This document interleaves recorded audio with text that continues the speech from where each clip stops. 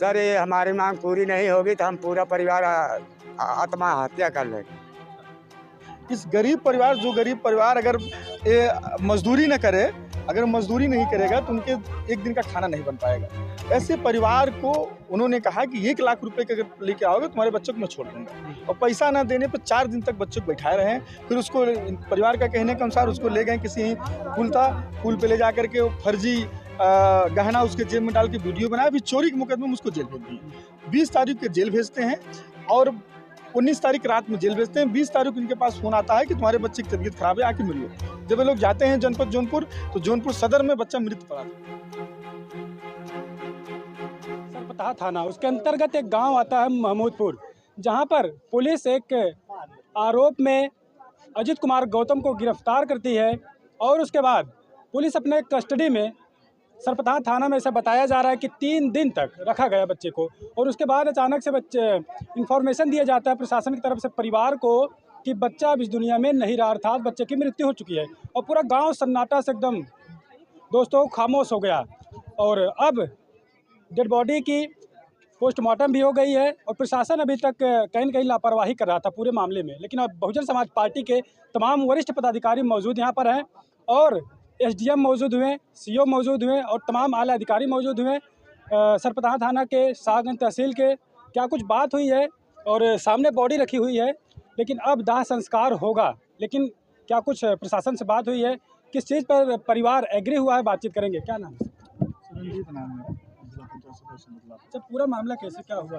ये प्रकरण है कि परिवार, हम लोग तो कल जानकारी हुई, प्रकरण है कि किसी छोटे प्रकरण में पुलिस कोई मामला था, उसमें 16 तारीख की रात में, तो 15 तारीख की रात में 3:30 बजे 16 तारीख हो जाता है। 16 तारीख रात में सरपताह थाने के एसओ साहब आते हैं और लड़के को बगैर किसी सूचना दिए उठा ले जाते हैं और यहाँ उसकी तलाशी भी करते हैं। तो तलाशी में कुछ नहीं मिलता, तो ले जाते हैं थाने पे, तो थाने पे 3-4 दिन तक रखे रहे। भाई परिवार के लोग गए थाने पे, तो बातचीत हुआ, तो पिताजी की, इनके जो अजीत कुमार जिनकी डेथ हुई थी, उनके पिताजी का कहना है कि प्रशासन के लोगों ने मुझसे पैसे की डिमांड की 1 लाख पहले। जब 1 लाख मैं नहीं दे पाया तो 50,000 रुपये आए। 3 से 4 दिन तक, जबकि अगर देखेंगे तो 24 घंटे के अंदर इनको अगर दोषी है तो उसको जेल भेज दें, अगर निर्दोष है तो उसको छोड़ देना चाहिए।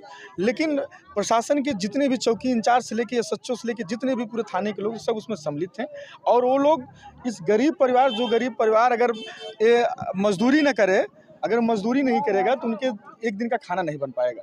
ऐसे परिवार को उन्होंने कहा कि 1 लाख रुपए के अगर लेके आओगे तुम्हारे बच्चों को मैं छोड़ दूंगा, और पैसा ना देने पर 4 दिन तक बच्चों को बैठाए रहे हैं। फिर उसको परिवार का कहने के अनुसार उसको ले गए किसी पुल पे ले जा करके वो फर्जी गहना उसके जेब में डाल के वीडियो बनाया, फिर चोरी के मुकदमे में उसको जेल भेज दिए। 20 तारीख के जेल भेजते हैं और 19 तारीख रात में जेल भेजते हैं। 20 तारीख इनके पास फोन आता है कि तुम्हारे बच्चे की तबीयत खराब है, आके मिल लो। जब ये लोग जाते हैं जनपद जौनपुर, तो जौनपुर सदर में बच्चा मृत पड़ा था। तो फिर इन्होंने, भाई किसी का लड़का मर जाए तो उसके ऊपर क्या बीतेगा, तो फिर होश गंवा बैठे। फिर उसमें तमाम हमारे बहुजन समाज पार्टी के जो तमाम वरिष्ठ पदाधिकारी हैं, जिले से लेकर तमाम लोग वहाँ गए। तो पीएम हुआ बॉडी का, पीएम होकर जब बॉडी घर पे आई तो हम लोग यहाँ पहुँचे, इसलिए पहुँचे कि परिवार का जो कहना था, परिवार की जो पीड़ा था कि एक बच्चे को पाल पोस के इतना बड़ा वो किए इसलिए कि वो बुढ़ापे का सहारा बनेगा। लेकिन प्रशासन की लापरवाही और प्रशासन इतना भ्रष्ट हो चुका है, जो ये थाने के जो बैठाए गए हैं, जो एसएचओ और सिपाही इतना भ्रष्ट हो गए हैं कि मतलब गरीब अगर है इस देश में और दलित है तो आप जानिए कि वो सबसे बड़ा अपराधी है। आए दिन हम लोग देखते रहते हैं, हम लोग समाज में काम करते हैं, आए दिन पूरे क्षेत्र में देखते हैं कि ऐसे तमाम जो गरीब हैं, जो स्टूडेंट हैं, उनको पकड़ करके धन उगाही का काम करते हैं।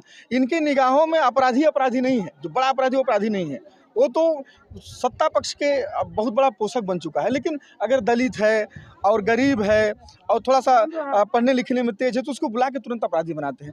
और इनके इस भ्रष्टाचार की देन है कि आज 22-25 साल का लड़का हमारे आपके बीच में नहीं रहा। तो अभी डेड बॉडी सामने पड़ी है, अब दाह संस्कार होगा। किन चीज़ों पर परिवार के लोग एग्री दाह हैं? संस्कार करने के लिए हम लोग तैयार नहीं थे। प्रशासन लगातार सुबह से, जब हम लोग आए हैं, रात में भी हम लोग आए थे, सुबह से बात हो रहा है डीएम साहब से, कप्तान साहब से, डीआईजी साहब से, मैं खुद स्वयं बात किया सारे आला अधिकारियों से। सीओ साहब यहाँ हाथ खड़े कर दिए, वो कहें कि हम बाइट नहीं दे सकते, हम ये नहीं दे सकते, तमाम चीज़ें हैं। उन्होंने मेडिकल रिपोर्ट दिखाया कि वहाँ नो इंजरी है, चोट नहीं लगी है इसमें, ठीक है, लेकिन अभी पीएम रिपोर्ट नहीं आई है। पीएम रिपोर्ट कल परसों शायद मिल जाए। अभी क्या है कि जो रिपोर्ट आया है वो सिर्फ मेडिकल के लिए चल रहे हैं। अब क्या है कि परिवार की कुछ मांगें थी, मांगे में जैसे प्रधानमंत्री आवास मिले, 20 लाख रुपए इनको मुआवजा मिले, एक सरकारी नौकरी मिले, क्योंकि परिवार किस तरीका चलेगा, और जो भी दोषी पाए जाते हैं उनको सस्पेंड किया जाए, उनके विरुद्ध कार्रवाई की जाए। मांगे मौखिक हुई या फिर नहीं लिखित हुई, मौखिक के कर रहे थे, लेकिन हम लोगों ने लिखित कराया है, लिखित करा के स्टाम्प लगा करके। वो उप जिलाधिकारी आए थे और सदर SDM साहब आए थे, 2-3 आला अधिकारी आए थे, सबके सामने उनको दिया गया है। सर अभी बातें हो रही थी कि जो पैसे दिए जाएंगे 20 लाख रुपए बाई कैश होंगे, तो क्या लगता है आपको सरकार में कैश पैसे मिल जाएंगे? शासन जो है शासन से मांग करेगा, शासन के द्वारा ही जो धन मिलता है वो उनको स्वीकृत करेगा। हमने अपनी मांग रखी है, पीड़ित परिवार के साथ हम लोग हैं, हम लोग बहुजन समाज पार्टी के कार्यकर्ता हैं, पीड़ित परिवार के साथ हैं, उन लोगों को न्याय चाहिए। तो आखिरकार आप लोग कब से लगे हैं?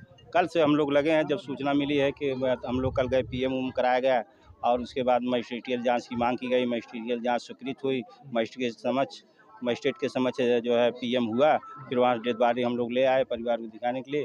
फिर आज हम लोग यहाँ SDM महोदय को बुला करके अपनी मांग पूरी। सर ये हमारी मांग पूरी नहीं होगी तो हम पूरा परिवार आत्महत्या कर लेंगे। किससे मांगे, क्या मांगे हैं आप बताइए?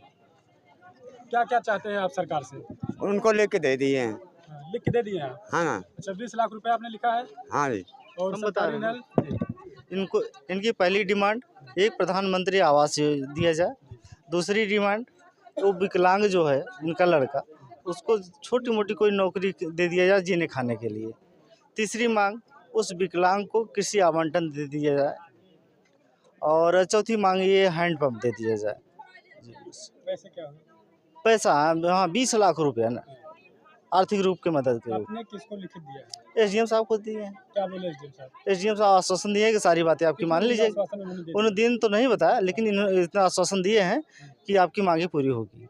जांच को लेकर आपने क्या कुछ लिखा? जांच के लिए लिखे हैं कि महोदय निष्पक्ष जांच हो, और जो भी दोषी हैं, या ये मौजा प्रधान हो या पुलिस डिपार्टमेंट हो या फिर जो आरोप लगाया है झूठा वो हो, सबके खिलाफ कानूनी कार्रवाई किया जाए। तो अभी अंतिम संस्कार अब होगा? हाँ जी।